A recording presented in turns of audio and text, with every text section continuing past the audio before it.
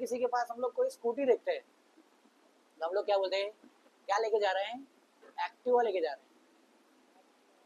क्या लेके जा रहे हैं, कोई कौन से कंपनी का है, कौन सा मॉडल है, क्या लिखा है उस पर, कोई पूछता है क्या, नहीं।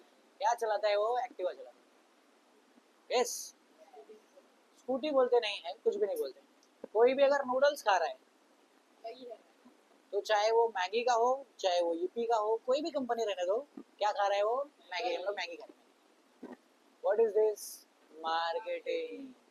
तो अगर आपको आगे जाके मार्केटिंग और कॉमर्स के से रिलेटेड मैनेजमेंट के फील्ड में जाना है तो you need to understand the history of all these institutions जो क्या करते हैं, अलग अलग फील्ड में मैनेजमेंट करते हैं, और मैनेजमेंट के अलग अलग एस्पेक्ट्स को समझना तो जरूरी है।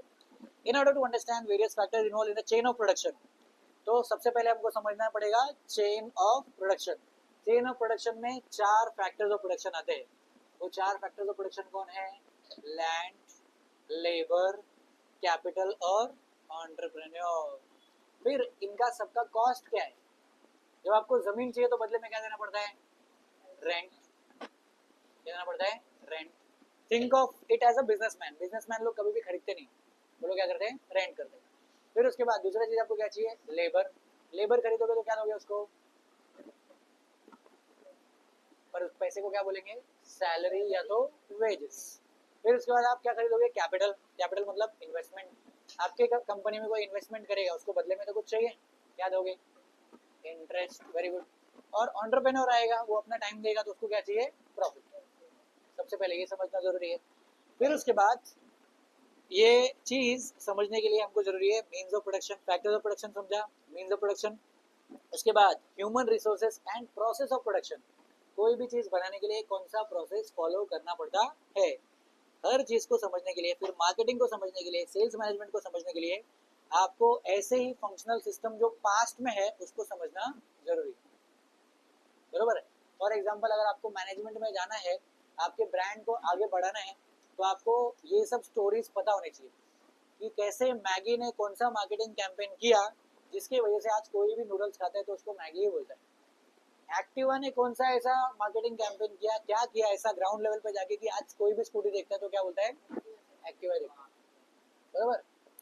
बिल गेट्स ने ऐसा कैसा मार्केटिंग किया कि आज भी जब सब लोग बात करते हैं कि who is the richest person in the on the planet, तो सब लोग सबसे पहले बिल गेट्स का ही नाम लेते हैं। फिर उसके बाद वो फ्लक्चुएट करता है, जेफ बेजोस है, इलॉन मस्क है। मार्केटिंग की वजह से ये समझना जरूरी है। It is essential to understand the psychological character of people working at various levels in the chain of production and marketing for healthy management. बरोबर। अलग अलग तरीके का मैनेजमेंट करने के लिए आपको समझना पड़ेगा कि जो मैनेजमेंट का जो लेवल्स है, 3 लेवल के मैनेजमेंट होते हैं। कितना, number 1 top level management, number 2 middle level management, number 3 lower level management. हर एक लेवल ऑफ मैनेजमेंट पे जो इंसान बैठा है उसके मेंटालिटी को समझने के लिए आपको चाहिए कि आपको सबका बैक स्टोरी पता होना चाहिए। जैसे मैनेजमेंट का एक स्टोरी याद आया था, मैं भूल गया, छोड़ो। ठीक है, आगे देखो। In order to achieve it, understanding of the social and economic institutions that support the industrial and commercial processes is important. Knowledge of history in this regard makes the management at various levels easier. अगर आपको अलग अलग level पे management कैसे होता है, अलग अलग लोगों ने अलग अलग टाइम पे कैसे मैनेज किया, फेलियर स्टोरीज और सक्सेस स्टोरीज आपको पता है, तब आप अच्छे मैनेजर बन सकते हो। फॉर एग्जाम्पल एक फेलियर वाला स्टोरी पता है रहेगा आप लोगों को शायद, वो नोकिया का स्टोरी। कौन सा स्टोरी, जैसे मैंने अभी बात किया था ना, बीच में माइक्रोसॉफ्ट ने ट्राई किया था हम लोग विंडोज फोन लाएंगे, तो वो लोग ने नोकिया के साथ में पार्टनरशिप किया। नोकिया के फोन्स आज से 20-30 साल पहले अगर जाओगे तो they were one of the largest selling phone companies. आज भी सब लोग बोलते हैं कि नोकिया का फोन बहुत ही स्ट्रांग हुआ करता था, अभी भी टूटता नहीं है, और उसकी बैटरी बैकअप भी बहुत, बैटरी लाइफ भी बहुत अच्छी थी, ये सब बोलते हैं। लेकिन जैसे ही स्मार्टफोन्स का टाइम आया, इसका टाइम आया, धीरे धीरे मार्केट में स्मार्टफोन इंट्रोड्यूस हुए, तो सब कंपनीज ने बोला कि हम लोग जो भी फोन बनाएंगे उसमें एंड्रॉइड वाला ऑपरेटिंग सिस्टम डालेंगे। कौन सा, लेकिन नोकिया ने मना कर दिया। नोकिया ने बोला कि हम लोग नोकिया है, हम जिस चीज को छुएंगे वो सोना बन जाएगा, हम लोग जो ऑपरेटिंग सिस्टम को टच करेंगे सब लोग वही खरीदेंगे। लेकिन फीचर्स किस में था ज्यादा, एंड्रॉइड में। एप्स ज्यादा किस में डाउनलोड होता है, एंड्रॉइड में। इजी टू यूज कौन सा है, एंड्रॉइड है। गूगल का सब ऐप किस में है, पूरे दुनिया ने मार्केट ने स्विच कर दिया एंड्रॉइड पे, और नोकिया का ऐसा हालत हो गया कि उसको मार्केट से 2 साल तक बाहर रहना पड़ा। क्यों? क्योंकि फिर माइक्रोसॉफ्ट ने बोला चलो चलो आपका फोन बिक नहीं रहा है, हम लोग आपको खरीद लेते हैं। तो आपका जो पूरा ऑपरेशन है वो पूरा का पूरा लोग ने खरीदा, और वो लोग ने क्या बोला, 2 साल तक मार्केट में एंट्री लेने का नहीं। वो कंपनी जो एक टाइम पे मार्केट डोमिनेट करती थी सब बाहर हो गई, और बाकी कंपनीज इंडिया में आके बिजनेस चालू कर दी। कैसे? किसकी वजह से? Because of bad management. उनको मार्केटिंग करने नहीं आया, उन्होंने सोचा कि हमारा ब्रांड वैल्यू बहुत ज्यादा है। ये तो था फेलियर स्टोरी। सक्सेस स्टोरी, जियो। 2016 में जियो लॉन्च हुआ। जियो लॉन्च होने के बाद वो लोग ने दुनिया का सबसे बड़ा मार्केटिंग कैंपेन लॉन्च किया। वो लोग ने बोला 1 साल तक इंटरनेट फ्री फ्री फ्री। हाँ? जब जियो मार्केट में आया था तो इंडिया में जो सब्सक्राइबर्स, सॉरी, ये जो सिम कार्ड बेचने वाली कंपनीज थी वो 5-6 से भी ज्यादा थी।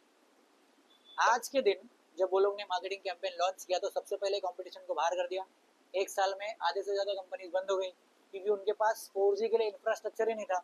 सब लोग का 3G वाला टावर था, 3G वाला कंपैटिबिलिटी था। ये लोग ने डायरेक्ट लॉन्च किया 4G को। ठीक है, तो आधे वहां से बाहर हो गए। फिर उसके बाद 1 साल वापस ये लोग ने बोला चलो फिर से फ्री रहेगा, इस बार सिर्फ आपको 99 रुपीज पे करना है। कितना? 99 रुपीज पे करना है। तो फिर 1 साल और हो गया। ये लोग के पास इतना इन्वेस्टमेंट तो था नहीं कि ये लोग अपना पैसा बर्बाद करते रहे। रिलायंस के पास बहुत पैसा था।